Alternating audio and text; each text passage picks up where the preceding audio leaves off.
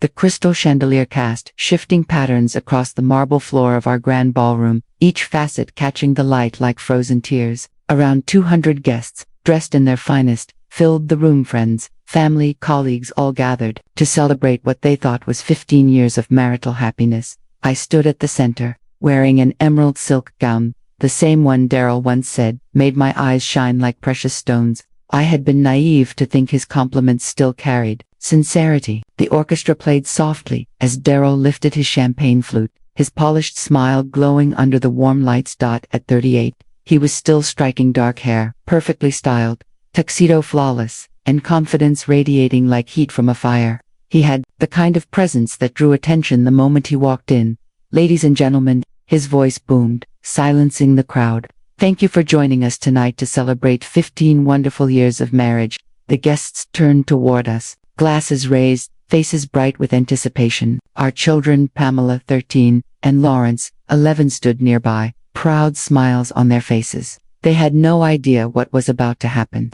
Neither did I until Daryl moved. He walked away from me, his footsteps echoing against the marble, heading toward the far corner where she stood, my best friend of 20 years, Nicole, blonde, beautiful, perfectly dressed in a designer gown worth more than most monthly salaries. Nicole, who had supported me through morning sickness, stood as Pamela's godmother and comforted me at my mother's funeral. Nicole, who had been secretly sleeping with my husband for who knows how long. Daryl knelt in front of her, pulling out a velvet box that made my engagement ring look like something from a cereal box. The diamond inside caught the light, scattering rainbows across stunned faces. "Nicole," he said, his voice carrying through the silence, "you are the love of my life. Will you marry me?" The collective gasp hit me like a blow. My knees weakened, my hand finding the nearest table for balance. Pamela's voice rang out, "Daddy, no," followed by Lawrence's confused sobs. Nicole smiled. "Yes," she whispered, though her voice was clear enough for all to hear. "Yes, Daryl, I will." As he placed the ring on her finger and they embraced, 200 guests watched in disbelief. My children's world collapsed in front of them. That's when I saw them, the front doors opening quietly. 3 figures stood framed in the entrance like agents of justice, 2 police officers, stern and composed, and between them, a man I hadn't seen in over a decade, Daryl's father, Herbert Adams. At 72, Herbert was still a commanding presence, impeccably dressed, with the air of someone who had built a billion-dollar empire from the ground up. His steel-gray eyes swept the room, calculating, assessing. Daryl was still on one knee when he noticed the change in atmosphere. Heads turned, whispers spread, his gaze followed theirs, and when he saw his father, the color drained from his face. Nicole's champagne flute slipped from her hand, shattering against the marble. Daryl's mouth fell open, his confident mask gone, revealing the frightened boy beneath. "Dad," he breathed, barely audible. Herbert stepped forward, each step deliberate. The officers flanked him, their hands resting lightly on their belts. The crowd parted instinctively, sensing something significant was about to happen. And in that moment, Daryl, pale as snow, Nicole's hand at her throat in panic, my children torn between confusion and fear, I allowed myself the smallest smile. The plan I had set in motion months earlier was about to unfold. But to understand how we got here, we have to go back to when I first discovered my perfect life was built on lies and betrayal. Before we continue, tell us in the comments which country you're watching from. We love knowing where our global community is tuning in. And if it's your first time here, please subscribe to support the channel. 3 months earlier, I found the receipt by accident, or maybe fate. It was a Tuesday morning in March, one of those crisp spring days that promised warmth but delivered only a biting chill. I was hurrying through Daryl's home office, searching for our insurance papers after Pamela had fallen off her bike. The scrape on her knee wasn't serious, but the pediatrician wanted to check it just to be safe. Daryl had already left for work. He'd been heading out earlier and earlier lately, saying new clients at his law firm were keeping him busy. At the time, I didn't think much of it. After 15 years of marriage, I was used to the ebb and flow of his work demands. I found the papers tucked inside a legal brief, but something else caught my eye: a small receipt, partly hidden, bearing the distinctive logo of Charles Laurent, the city's most expensive French restaurant. It was the kind of place we had only visited twice in our entire marriage, both for milestone anniversaries. My hands shook as I read the details. Dinner for two, champagne, dessert. The date was last Thursday, the same night Daryl had called to say he'd be working late on a major case and wouldn't be home until after midnight. $400 for dinner on a Thursday night when he was supposedly in the office. I sank into his leather chair. The receipt crumpled in my hand. My mind ran through explanations. Maybe it was a business dinner. Maybe he was hosting a client. Maybe there was an innocent reason. But deep down, in that part of me where the worst fears live, I already knew the truth. The buzz of my phone pulled me back. A text from Nicole. Coffee later. Need to talk about something important. Nicole, my closest friend, my confidant. We had met in college, bonded over late-night study sessions and bad relationships, and stayed connected through marriage, careers, and motherhood. She was like a sister, someone who knew my secrets and could finish my sentences. I replied quickly, "Can't today. Pamela's doctor appointment. Rain checked. Give my goddaughter a kiss from Aunt Nick. Love you." Those words, once comforting, now felt like tiny cuts. Somewhere inside, an unsettling suspicion began to grow. At the pediatrician's office, Pamela chatted happily in the back seat about her school play while I struggled to keep my hands steady on the wheel. Her injury was minor, 3 butterfly closures and a bright bandage, but I barely heard the doctor's instructions. My mind was still in Daryl's office, still holding that receipt, still feeling the ground shift beneath me.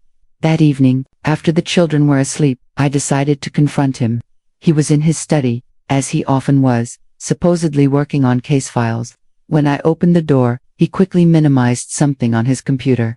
"Daryl," I said, my voice steadier than I felt. "We need to talk." He looked up, and for a brief moment, I thought I saw something, guilt, maybe fear, but it vanished quickly. "What about, sweetheart?"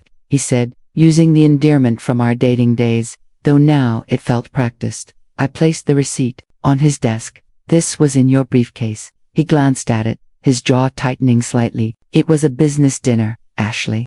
The Wesleys, you know, the estate planning case. Mr. and Mrs. Wesley?" I asked. "The couple from Connecticut." "Yes," he said, avoiding my eyes. "Daryl. Mrs. Wesley has been in a nursing home for 6 months. She has dementia. That case is just about her husband's will." The silence between us felt heavy. His fingers tapped restlessly on the keyboard without typing. "I met Mr. Wesley and his attorney," he finally said. "We needed to discuss strategy." It was a lie. I knew it. He knew it. And we both knew I knew. But we went through the motions, way couples sometimes do when the truth is too painful to admit. "Okay," I said quietly. "Just wanted to make sure everything was fine." "Everything's fine, Ashley. Just work stress," he replied, turning back to his computer. "You should get some sleep. You look tired." I left his office feeling like a stranger in my own home. The hallway, once warm and familiar, now felt cold and foreign. The house felt cold and unfamiliar. Family photos lined the wall, and me on our wedding day, the kids laughing, holidays, and beach vacations. All of it now seemed like evidence of a life that might never have been genuine. I stood in Pamela's room, watching her sleep. At 13, she was starting to look more like me, same dark hair, same determined chin, but she had Daryl's eyes. Those deep brown eyes had first drawn me in back in college. I wondered if she might also inherit his ability to deceive. Next was Lawrence's room. At 11, he still slept, clutching his favorite stuffed elephant, the one Nicole gave him on his first birthday. He was Daryl's mirror in so many ways, confident, charming, able to make friends easily. I couldn't help but wonder if he'd won. Daybreak hearts like his father was breaking mine. That night, I lay awake staring at the ceiling while Daryl slept or pretended to. After 15 years together, the man I'd loved and trusted had become a stranger. And the worst part wasn't the lie itself, it was the growing certainty that it was only the beginning. My sister Claire has always been the practical one. Where I look for the good in people, she sees the world through the eyes of someone who has been disappointed too often to count. At 41, 2 years older than me, she understood how deeply people could hurt each other. When I called her the morning after, finding the receipt, she didn't hesitate. "I'll follow him," she said, as casually as if discussing errands. "Claire, you can't, Ashley. Listen to me," she said, calm but firm. "You need to know. Not knowing will eat you alive. And you have the kids to think about. Whatever's going on, you should be prepared." She was right. The uncertainty was already destroying me. I could barely sleep, hardly eat, and every text from Nicole, my closest friend for 20 years, felt like a threat. Even though I had no proof beyond a gnawing suspicion, Claire had been through this before. Her ex-husband's affair with his secretary had ended with a private investigator gathering enough evidence for a favorable divorce. She had learned to spot signs she once ignored. "What if I'm wrong?" I asked, clutching my coffee. We sat in my kitchen, morning light streaming through the windows Daryl insisted on adding during our last renovation. What if it really was just a business dinner? Claire reached across the table and squeezed my hand. "Then you'll apologize for doubting him, and you'll have peace of mind." "But Ashley," she studied my face, "you don't really think you're wrong, do you?" I couldn't answer, because she was right. Deep down, I already knew. The late nights, sudden business trips, guarded phone, and the quiet distance between us had all built up slowly, until the gap felt unbridgeable. Nicole had changed, too more secretive, avoiding questions about her dating life. Since her divorce, she had cancelled our last 3 coffee dates, always with excuses. "I'll be discreet," Claire promised. "If I'm wrong, no one will know." That Thursday I tried to keep my day normal after dropping the kids off at school, volunteering at the library, grocery shopping, picking up dry cleaning, going through the motions while Claire conducted her quiet investigation. She called at 3 o'clock. "Ashley," her tone told me everything before she spoke. "I'm sorry. I'm so sorry. I was in the frozen food aisle when my world shifted." "Tell me," I whispered. "He's at the Riverside Hotel, room 412. Been there 2 hours. And he's not alone." "Who?" I asked, though I already knew. "Nicole." The name hit me like a physical blow. I leaned against the freezer case, its cold pressing through my jacket, as 20 years of friendship shattered. Nicole, my maid of honor, Pamela's godmother, the one who held my hand during labor, brought me soup when I was sick, listened to me complain about Daryl's quirks. Nicole, who had been sleeping with my husband. "How long?" I managed to ask. "I don't know," Claire said quietly. Ashley and Daryl looked comfortable together, as if this wasn't the first time. I ended the call and stood in the grocery store, surrounded by the usual bustle of daily life, yet feeling completely alone. A woman passed me with a cart full of groceries and a toddler.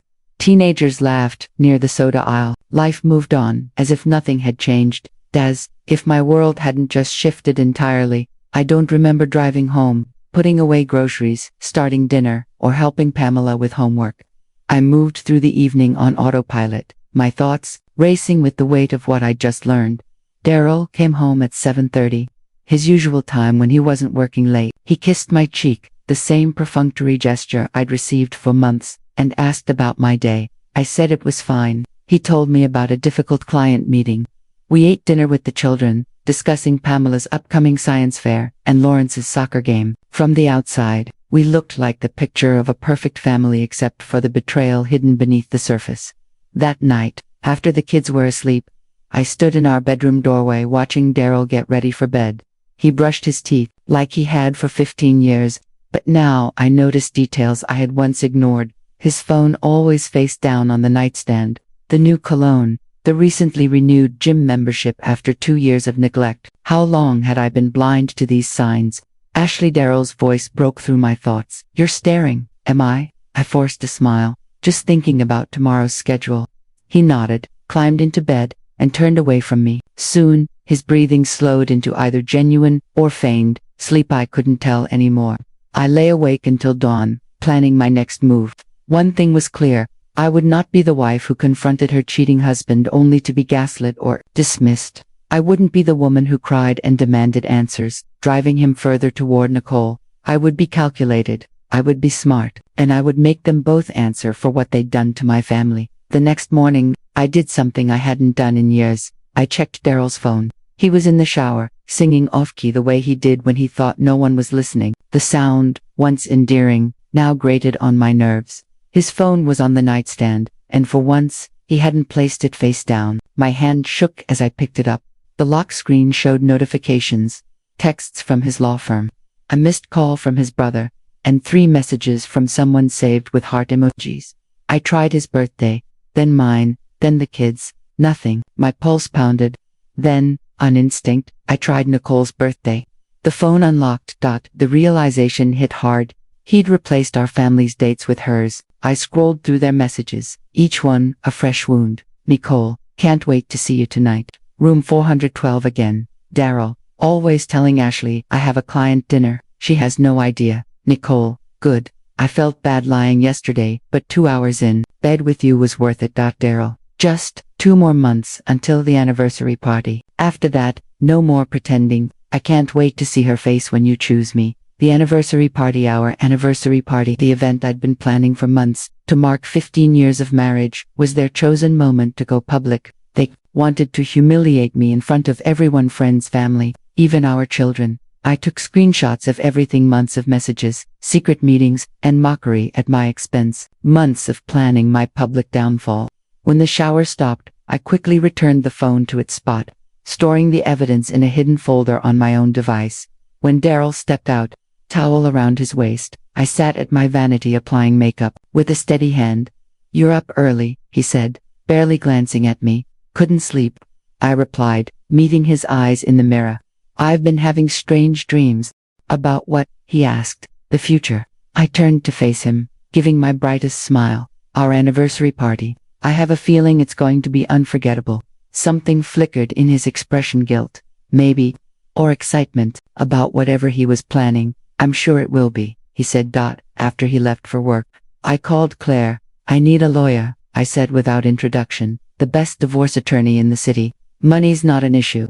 Ashley, what's going on? They're planning to humiliate me at our anniversary party in front of everyone we know, including our kids. My voice stayed calm, but inside I was burning. I'm not letting that happen. What are you thinking? She asked. I'm thinking if Daryl wants to play games, I'll play too. But I'm going to win. Claire recommended Margaret, a partner at one of the city's most respected law firms. Her reputation was unmatched. She'd represented senators, celebrities, and Fortune 500 CEOs. Even her consultation fee was steep, but I didn't care. Margaret's office sat on the 40th floor of a sleek downtown skyscraper. Floor to sea windows revealed the city skyline. Art pieces and framed diplomas lined the walls. She was younger than I expected, mid-40s, impeccably dressed, with sharp, calculating eyes. Mrs. Adams, she said, motioning to a leather chair across from her desk. Your sister said you might need my help. I told her everything, the receipt, the messages, the anniversary scheme. I showed her screenshots, watching her raise her brows slightly as she scrolled. This is strong evidence, she finally said. Your husband has been careless with his communications. That works in our favor. What are my options? Several. We could file immediately, request emergency custody, freeze assets, standard protocol for adultery cases. She studied me for a moment. But you're not after standard, are you? No, I said. I want them to pay for what they've done. I want justice. Margaret smiled, a sharp, predatory smile. Then we'll need to be strategic. What do you know about your husband's family finances? That caught me off guard. His family finances. Your husband's father is Herbert Adams, the billionaire developer, correct? Yes, but they haven't spoken in over 10 years. Estranged, perhaps, but not legally separated. Do you know the terms of the family trust? I shook my head. Daryl never discussed his father's wealth. Herbert Adams had built his empire, from nothing, starting with a single apartment building and expanding into a billion-dollar real estate dynasty. But he'd been a cold, demanding father, and Daryl had chosen independence over inheritance. The final break came when Daryl married me. Herbert had wanted him to marry into old money, to strengthen business alliances. A teacher's daughter didn't fit the mold. I think you should speak to your father-in-law, Margaret said. He won't want to see me. He's never approved. Maybe not, but he'll want to know what his son's been doing. She leaned forward, her tone deliberate. Mrs. Adams, this isn't just about your marriage. It's about your children's future, your financial stability, and ensuring those who betrayed you face the consequences. What are you suggesting? That sometimes the best revenge is letting people destroy themselves? If your husband and his mistress plan to humiliate you, what if we let them ride up until the moment everything collapses around them? It was risky. It meant weeks of pretending not to know, letting them think they were winning. But the immediate, messy divorce, where I'd be painted as bitter, was worse. What do you need from me? I asked. Everything, she said. Phone records, financial statements, social media posts, witness accounts, and most importantly, That conversation with Herbert Adams Thies became the foundation of my case. Leaving Margaret's office, I felt a determination I hadn't experienced in months. Since discovering that receipt, this was the first time I had any sense of control. I was no longer the trusting wife, unaware of betrayal. I was someone with a plan. Herbert Adams's estate spanned 50 acres in the city's most exclusive suburb. The mansion, a blend of Georgian architecture and modern luxury, stood among meticulously kept gardens maintained by a full team. I had been there only 3 times in my 15-year marriage, once to announce our engagement, once after Pamela was born, and once for Herbert's 70th birthday. Each visit had been strained. He tolerated me because I was the mother of his grandchildren, but his disapproval of Daryl's choice of wife was no secret. In his eyes, I was too ordinary, too far removed from the circles he valued. This made today's visit even more daunting. I sat in my car outside the wrought iron gates, gathering courage as I spoke to Margaret on the phone. "Remember," she said, "you're not asking for help, you're giving him information he needs about his son. Let him decide how to respond. And if he doesn't believe me," I asked, "then we move to plan B. But Ashley, I've researched Herbert. He's many things: demanding, ruthless, unforgiving but not foolish. He prizes loyalty above almost all else. What Daryl is doing won't sit well with him." I ended the call and pressed the intercom. "Mrs. Adams, to see Mr. Adams," I said, my voice steadier than I felt. After a pause, "1 moment, please." The gates opened with mechanical precision, and I drove up the winding driveway. My hands were damp despite the air conditioning. My heart beat heavy in my chest. To my surprise, Herbert himself opened the door. He wore charcoal slacks and a crisp white shirt, no tie. At 72, he still carried an imposing presence, broad-shouldered, silver-haired, and with piercing gray eyes that left little room for pretenses. "Ashley," he said, stepping aside, "this is unexpected. Thank you for seeing me on such short notice." He led me through the grand foyer, into his study room I'd never entered.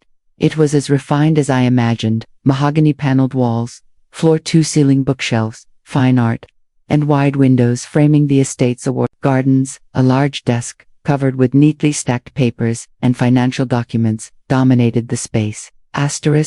"Please, sit," he said, gesturing to a leather chair. "Can I offer you something to drink?" "No, thank you."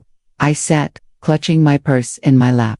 Herbert settled behind his desk, his eyes assessing me. "You look tired, Ashley. Are you well?" The unexpected concern caught me off guard. When was the last time someone, not least my husband, asked that? "I'm managing," I replied. "And the children there?" "Well, Pamela's thriving in middle school, and Lawrence just made the select soccer team." "Good." He leaned back. "I assume this isn't a social visit. You've never come here without Daryl before." This was it, the point of no return. I took a steady breath and met his gaze. "Herbert, I need to tell you something about your son, something you won't want to hear." His face remained still, but I noticed his grip tighten on the chair arms. "I'm listening." I told him everything: the receipt, the phone messages, the anniversary party plan. I showed him the screenshots and watched his expression grow darker as the truth unfolded. When I finished, silence filled the room. Herbert stood, walked to the window, and clasped his hands behind his back. He stared out at his perfect gardens while the antique clock on the mantel ticked loudly in the stillness. "How long have you known?" he asked at last. "A week." "And you haven't confronted him?" "No." He turned to face me. "Why not?" I chose my words carefully. "Because I have children to protect. Because a messy divorce benefits no one except the lawyers." And I paused, then opted for honesty. "Because they plan to humiliate me publicly, and I believe they should face consequences for that." Something that might have been approval flickered in his eyes. "What do you want from me, Ashley?" "Nothing," I said, surprising both of us. "I wanted you to know what kind of man your son has become, and what he's planning to do to the mother of your grandchildren. That way, whatever decision I make tomorrow, you'll understand my reasons. You can use that information however you think is right." Herbert returned to his desk and sat heavily. For the first time since I'd known him, he looked every one of his 72 years. "Daryl has always been disappointing," he said quietly. "Rebellious as a child, defiant as a teenager, irresponsible as an adult, but I never thought he was cruel." "He is cruel," I replied simply. "What he's doing to Pamela and Lawrence, who adore him, proves it. They have no idea Their father plans to destroy our family for his own selfish reasons. The anniversary party is next month, 3 weeks from Saturday, Herbert noted, drumming his fingers on the desk. Ashley, are you familiar with the terms of the family trust? No. Daryl never discussed it. Daryl is the primary beneficiary, with everything passing to your children upon his death.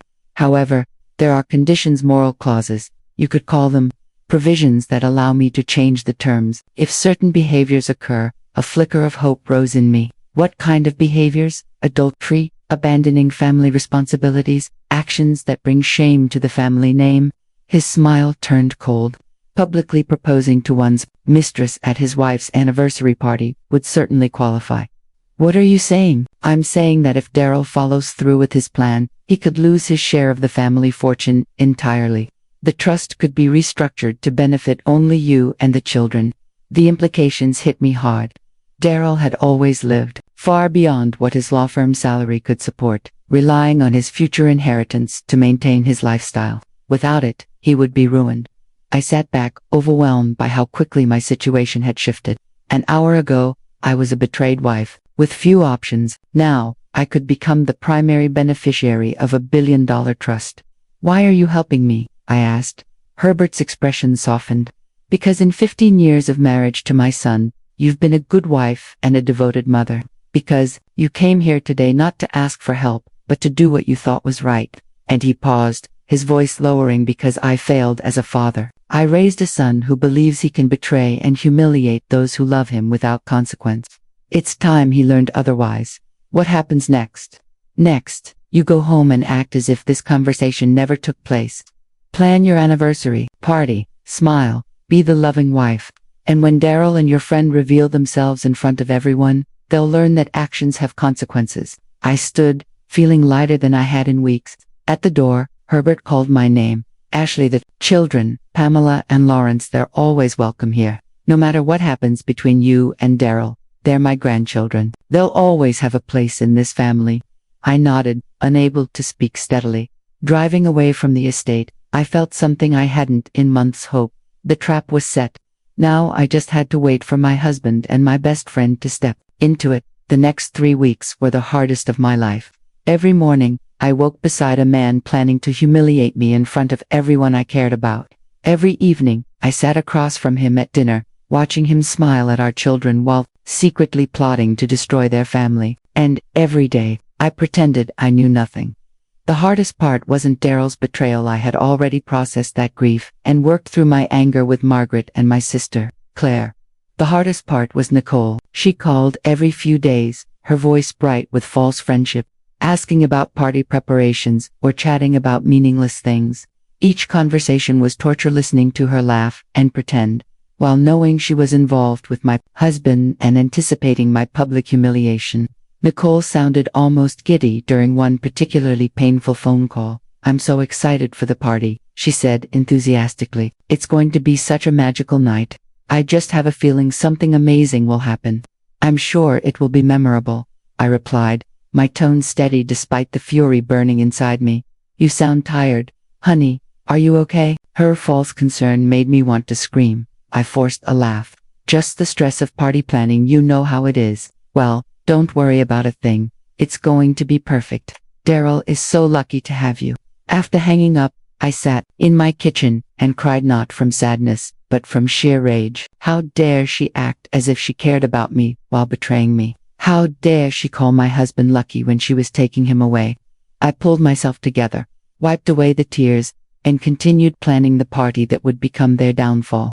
The guest list had grown to 200. Daryl's colleagues from the law firm, our neighbors, old college friends, my family, Nicole's family, and even some of Herbert's business associates. Though Daryl didn't know his father would attend, I'd told him Herbert was abroad on business. The catering was arranged. 5 elegant courses no one would remember after what was about to happen. The orchestra was booked, flowers ordered, decorations finalized. Every detail was perfect for what Daryl and Nicole believed would be their greatest triumph.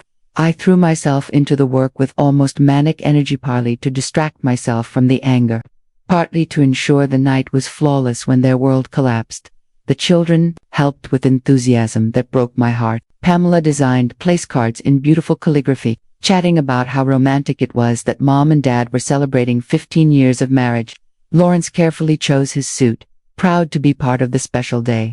They had no idea what was coming, and I told myself it was better that way. They'd be shocked, but at least they wouldn't dread it for weeks. Still, watching their excitement felt like swallowing broken glass. "Mom," Pamela asked one evening while we addressed invitations, "do you think I'll have a marriage like yours and Dad's someday?"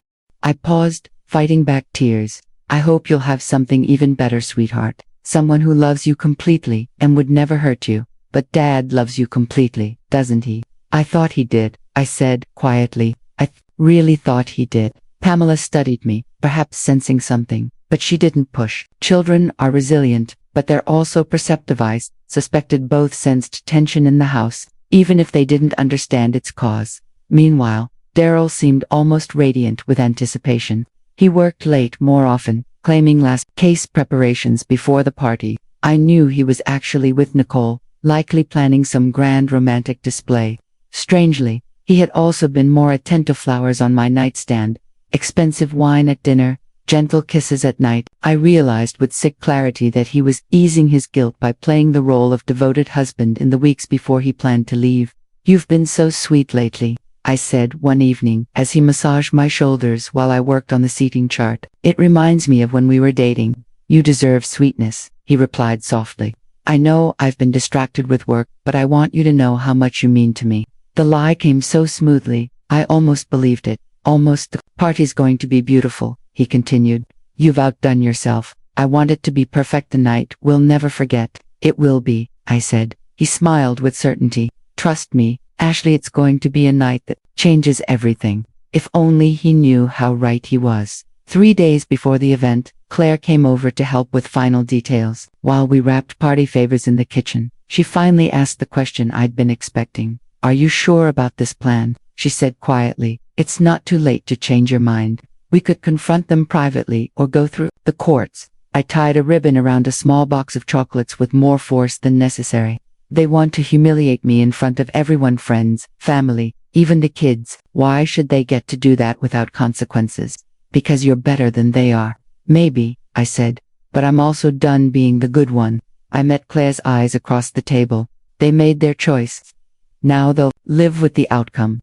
She nodded, though the concern in her face was clear. "What about Pamela and Lawrence?" "This is going to affect them deeply.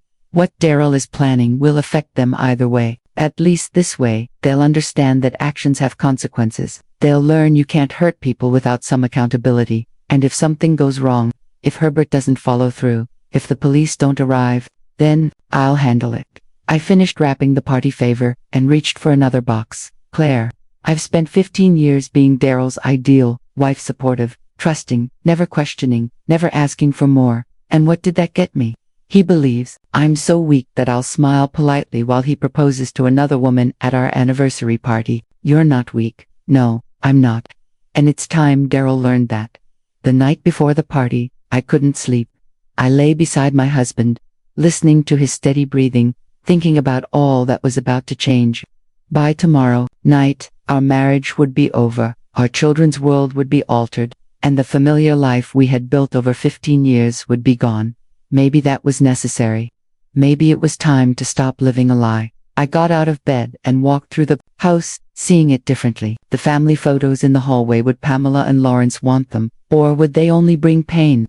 The furniture we chose together, would I take it, or would it feel like carrying too many memories?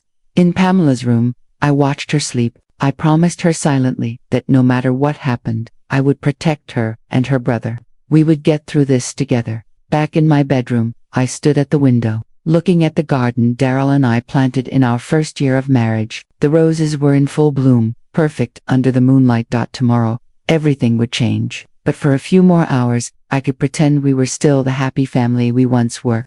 I climbed back into bed, knowing this would be the last night I'd ever sleep beside my husband. Tomorrow, the reckoning would come.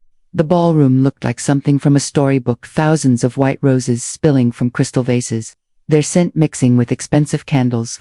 The orchestra tuned their instruments while servers in crisp uniforms prepared champagne glasses on silver trays. Every detail was flawless. I stood in the middle of it, wearing the emerald silk gown Daryl had always admired. I felt like an actress waiting for her cue. In 3 hours, 200 guests would arrive. In 4, my husband would propose to my best friend publicly. In 5, their world would fall apart. "You look beautiful, Mom," Pamela said, adjusting her soft pink dress, a junior version of mine. At 13, she was already showing signs of the young woman she'd become. My heart ached, knowing tonight would take away some of her innocence. "Thank you, sweetheart," I said, smoothing her hair. "You look beautiful too." Lawrence entered in his little tuxedo, his hair slicked back with too much gel. "Do I look grown up?" he asked seriously. "Very grown up," I assured him, fixing his bow tie. "Your father will be proud." Daryl stepped out of the bathroom, adjusting his cuff. He looked striking in a black tuxedo, his dark hair perfectly styled, his smile bright and confident. It was difficult to reconcile this image with the man who had been betraying our family for months. "Ready for our big night?" he asked, wrapping his arms around my waist from behind. I leaned back against him, feeling the familiar scent and presence I had trusted for years. "Ready as I'll ever be. It's going to be perfect, Ashley, I promise." If only he knew what my definition of perfect was. The guests began arriving at 7 o'clock sharp. I stood with Daryl in the receiving line, greeting friends and family. They complimented the party, our appearance, and how inspiring it was to see a couple still so in love after 15 years. Nicole arrived, fashionably late, wearing a striking red dress that likely cost more than most people's mortgage payments. She kissed my cheek, her perfume strong, her smile bright with expectation. "Ashley, you look stunning," she said warmly, "and this party, it's like something from a magazine." "Thank you," I replied, keeping my voice steady. I wanted everything to be just right for tonight. "Oh, it will be," she said, her eyes glinting with secrets. "I have a feeling this will be a night none of us will forget." Daryl appeared beside me, sliding his arm around my waist while extending his other hand to Nicole. "Vicky, you made it. You look amazing." "Thank you," she replied, her voice smooth, her fingers lingering on his a second too long. "I wouldn't miss this for the world." They exchanged a look, and for a brief moment, their polished smiles faltered. The familiarity between them was obvious, the kind only built in secrecy over months. Then they seemed to remember their surroundings, and their public faces returned. "I should mingle," Nicole said cheerfully. "But save me a dance for later." "Always," Daryl replied, and I felt a sharp pang of anger. The evening unfolded with practiced normality, cocktails, light conversation, music, and laughter. I played my role flawlessly, the gracious hostess, the devoted wife, the woman celebrating 15 years of marriage, but beneath it all, I was quietly counting down to when everything would shift. At 8:30 I excused myself and stepped away to the ladies' room. Pulling out my phone, I checked 4 messages. 3 awaited me. From Margaret, "Chen, everything is in place. Police will arrive at 9:15 sharp." From Claire Herbert, "Just arrived. He's in position by the back entrance." From an unknown number, "This is Detective Morrison. We'll be at the front entrance at exactly 9:15. Are you ready?" I quickly typed back, "Ready?" My hands trembled as I returned the phone to my purse. In 45 minutes, my carefully planned move would either succeed flawlessly or fail completely. Back in the ballroom, Daryl was near the bar, captivating his colleagues with a story, looking entirely confident, certain everything was under control. Nicole stood nearby, her attention fixed on him, her expression bright with anticipation. At 9 o'clock, Daryl raised his hand for quiet. "Ladies and gentlemen, may I have your attention for a moment?" The conversations faded, all eyes turning toward us. I felt Pamela and Lawrence edge closer, their small hands finding mine. The music stopped. "Thank you all for being here tonight to celebrate 15 wonderful years of marriage," Daryl began, his voice strong and smooth.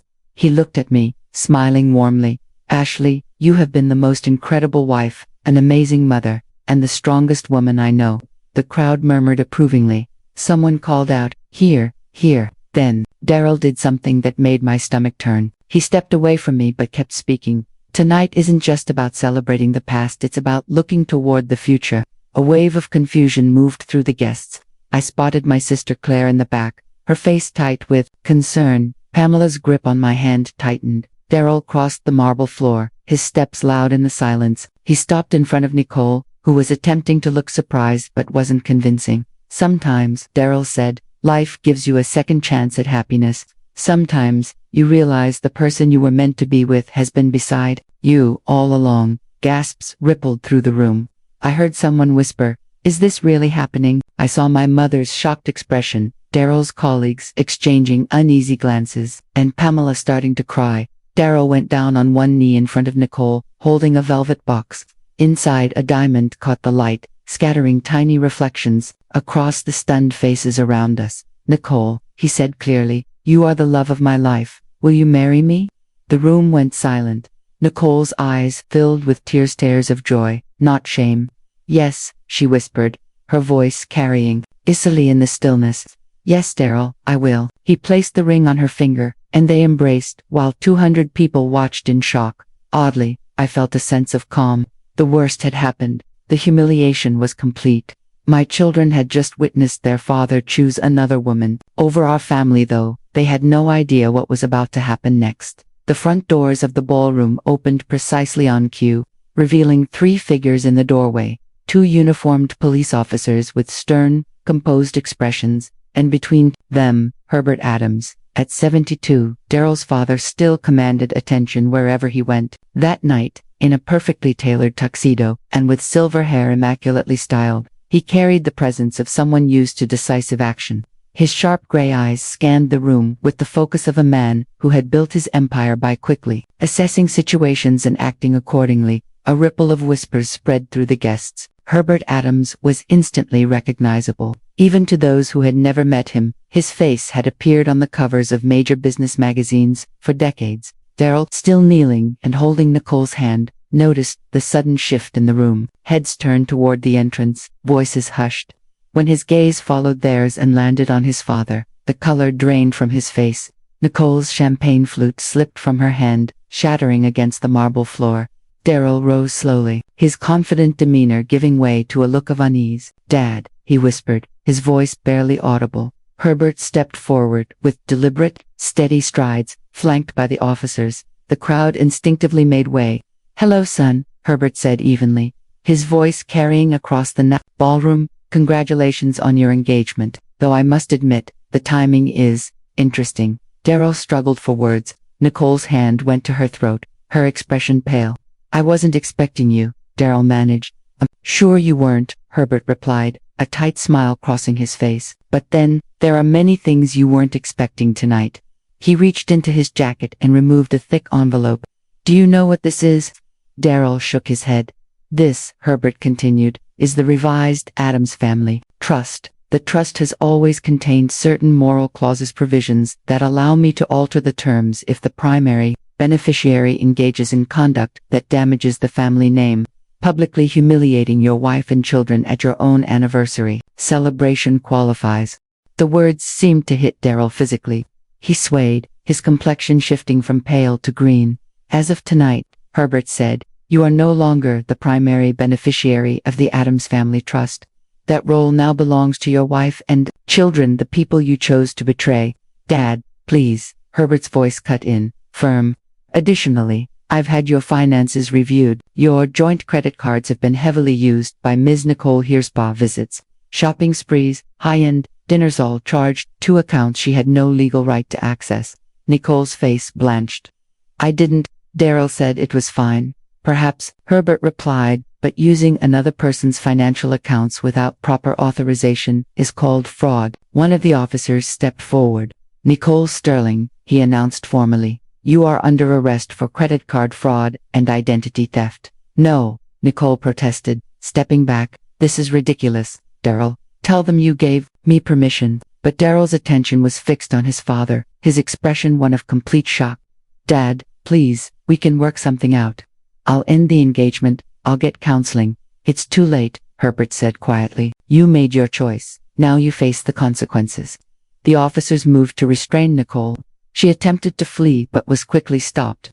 As they read her rights, her composed exterior gave way entirely.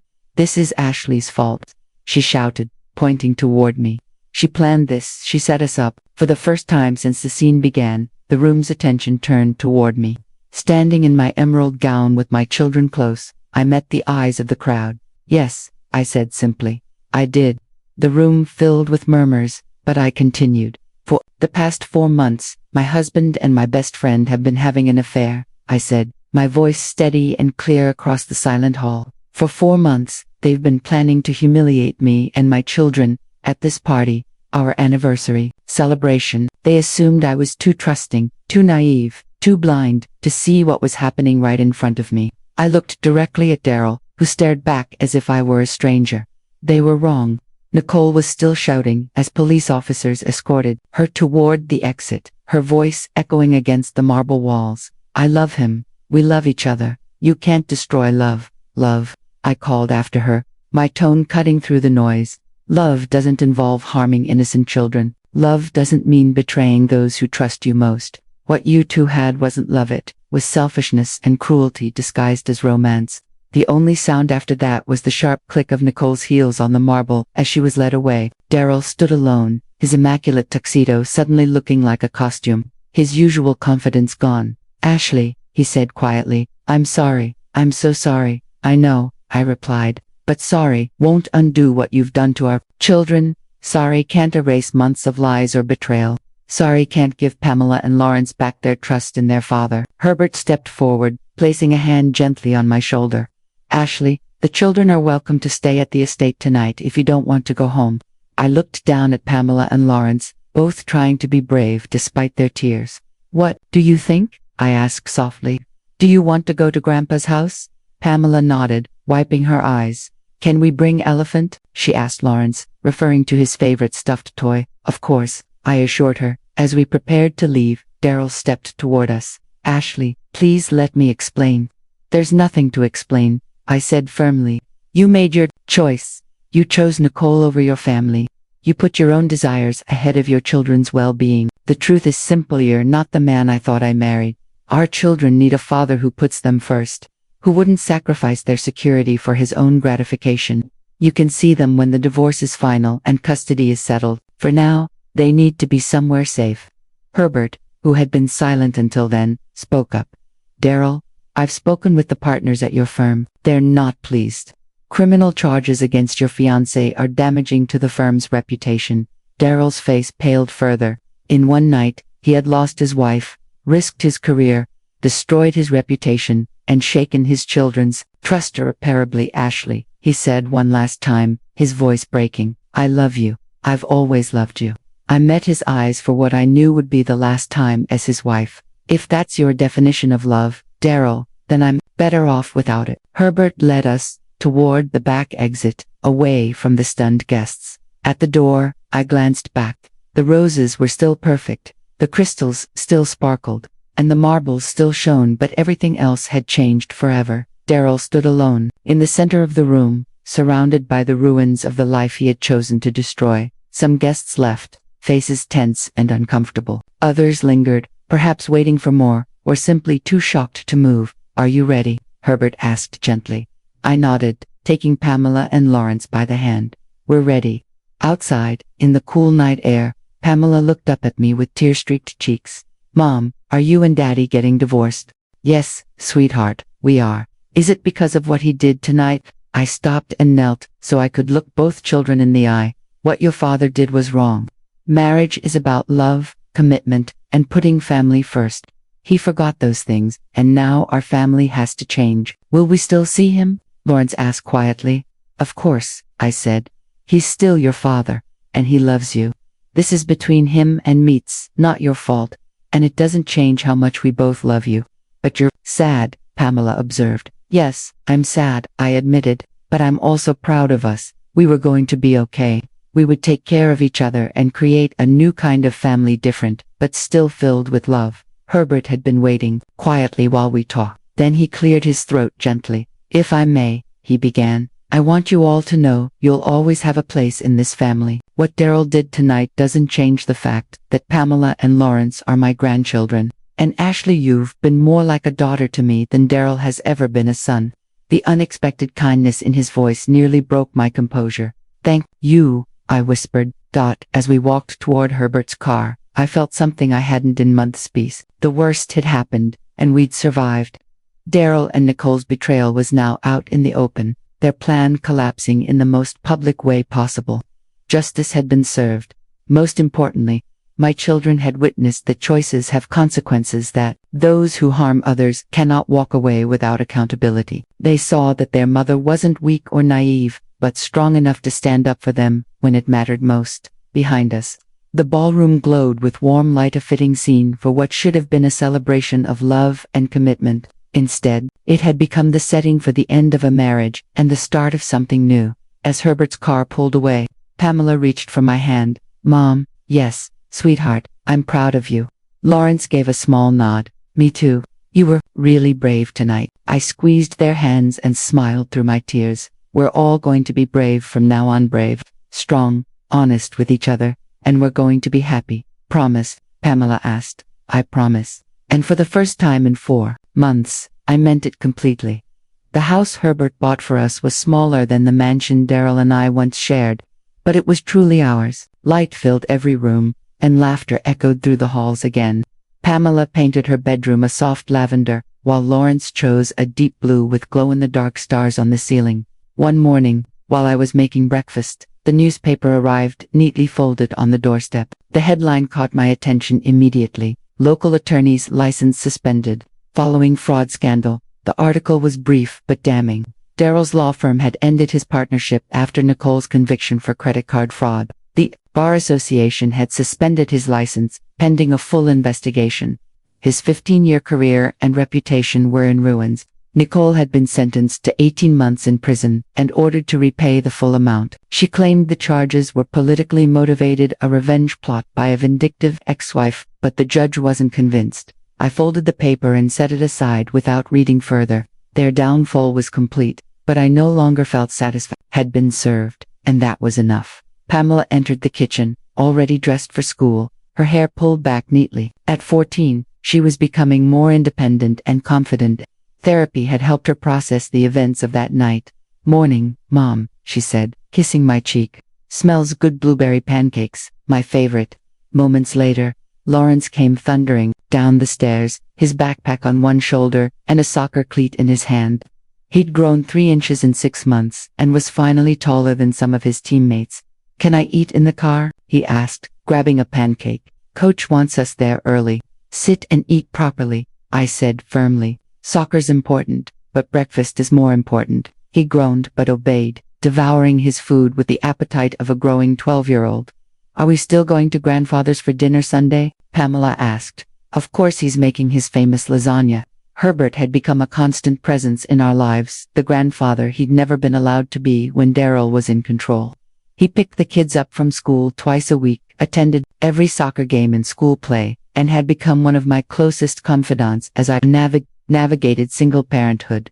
The divorce had been finalized 3 months earlier. Daryl was required to attend counseling and parenting classes before regaining supervised visitation rights. He now saw the kids every other weekend, their relationship slowly recovering from the damage he caused. He had tried to win me back more than once, arriving with flowers and apologies, but the trust was gone, shattered beyond repair. A man who could plan to humiliate his wife and children so publicly was not someone I could ever love again. "Mom," Lawrence began, looking up from Taylor's parents are getting divorced, too. He asked me if it gets easier.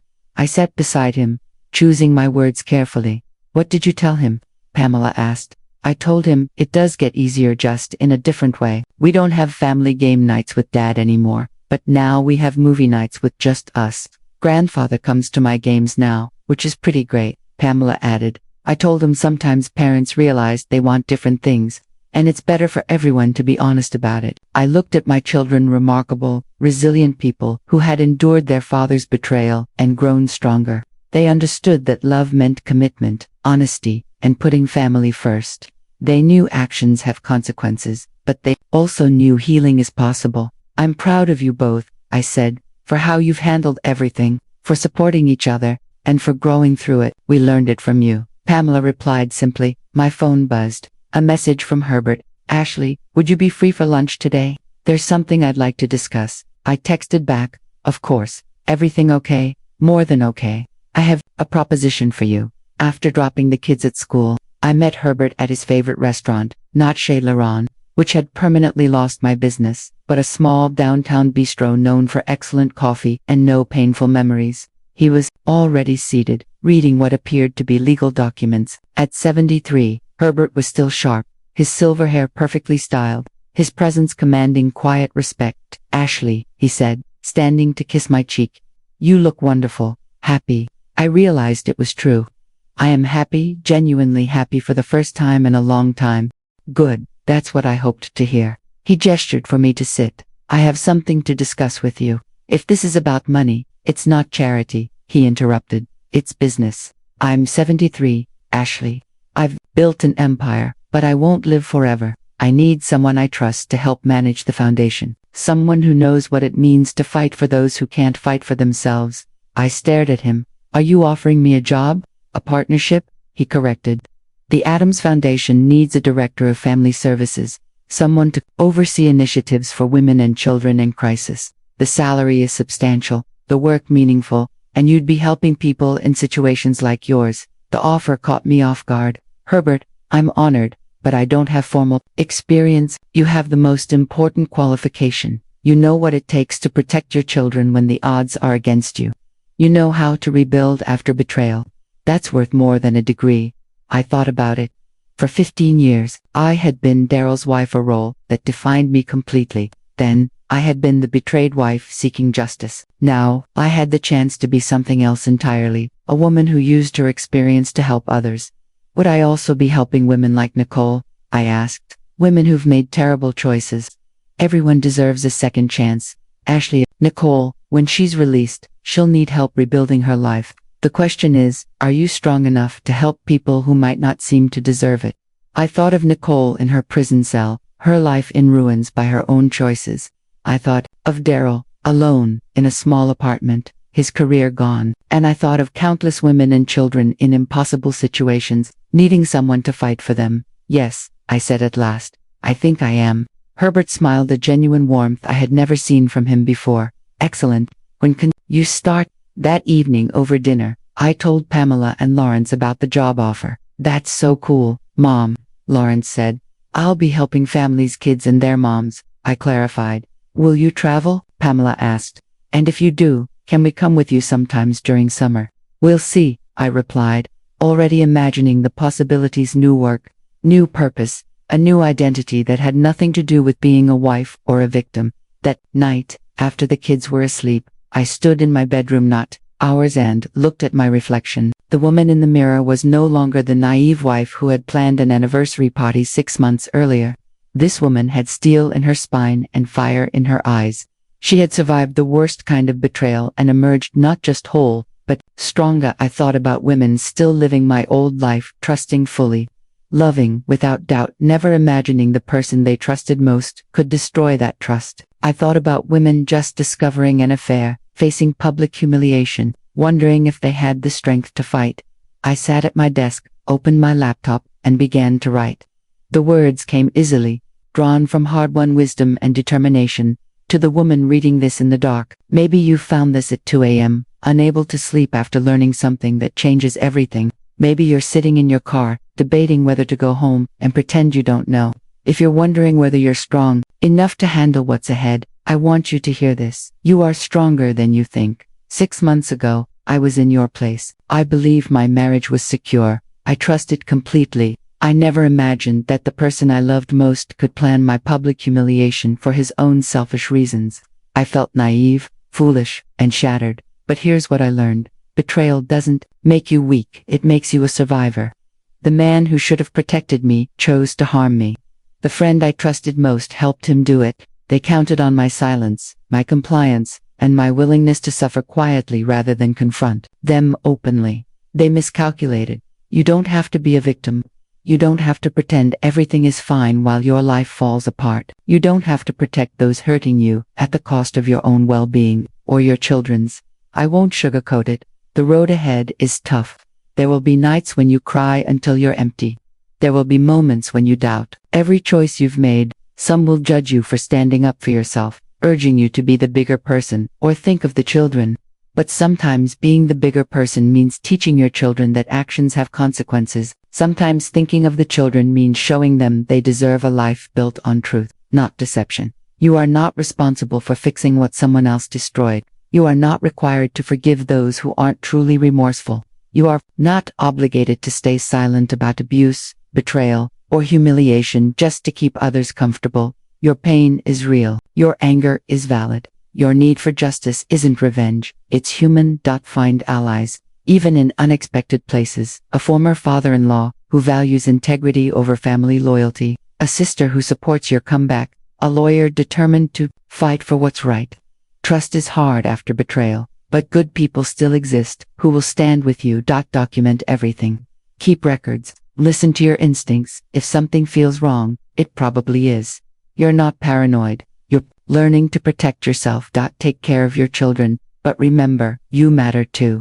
You can't pour from an empty cup. Your healing is just as important as theirs, and showing them you value yourself teaches them to value themselves. Most importantly, you are not defined by what happened to you. You are defined by how you respond, how you rebuild, and how you move forward today. I am free in ways I never thought possible. Free from the constant fear of not being enough. Free from the draining work of loving someone who didn't value that love. Free from a marriage built on lies. Now, I wake up in a home filled with honesty and laughter. My children know that love means respect and that family should be a safe place. They've seen that I will protect them when it matters most. My work gives my life meaning. My relationships are based on mutual respect, and my future is only limited by my dreams. This is freedom after betrayal. Not the absence of scars, but the presence of strength. Not the absence of sadness, but the presence of hope. Not the absence of fear, but the courage to face whatever comes next. That courage is already inside you. It's always been there. You just need to let it out. The woman who tried to humiliate you underestimated you completely. Don't make the same mistake. You are stronger than you know, braver than you feel, and deserving of far more than what you've been given. And when you fight for it, you'll realize you've had the power all along. Stand up, speak out, own your truth. The world is waiting to see what you'll do with your freedom, with love and solidarity. Ashley, I saved the document, closed my laptop, and felt lighter than I had in months. Tomorrow, I'd start my new job helping other women and children escape impossible situations. But tonight, I would rest peacefully in my own bed, in my own home, surrounded by the quiet comfort of a life rebuilt from the ashes. In the morning, Pamela found me humming as I made coffee. "You seem different, Mom," she said, stealing a piece of toast. "Different how?" I asked. "Happy, like really happy, not just pretending." I pulled her into a hug. She had learned too soon that the world can be harsh, but also that we can be strong. "I am happy," I told her honestly, for the first time in years. "I know exactly who I am and what I want." "And what's that?" she asked. "To help others discover they're stronger than they think." Pamela smiled. "I like that. Can I help sometimes?" "Absolutely. We'll do it together." As she headed to school, I looked around my bright, honest kitchen and felt a certainty I hadn't known in years. That I was exactly where I was meant to be. The anniversary party was 6 months ago, but in many ways, it was the start of everything that mattered, the start of my real life, my freedom, and becoming the woman I was always meant to be.